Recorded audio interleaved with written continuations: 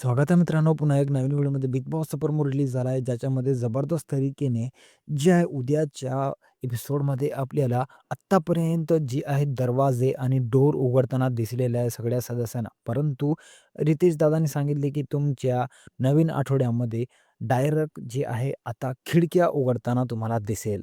आता हे जसंही रितेश दादांनी सांगितले, सगळे घरचे सदस्य शॉक झाले. कारण की सगळ्यांना माहीत होतं, की डोर जर उघडला तर काही ना काही प्रॉब्लेम येणार. परंतु आता खिडक्या म्हणजे आता काय संकट येणार, ही गोष्ट ऐकून सगळे सदस्य एकदम घाबरले.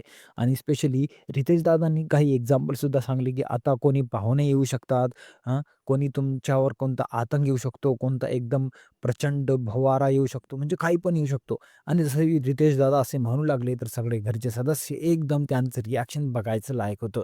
तुम्हाला काय वाटतं, की आता खिडकी उघडणार, तर त्याच्यामधून काय-काय येणार?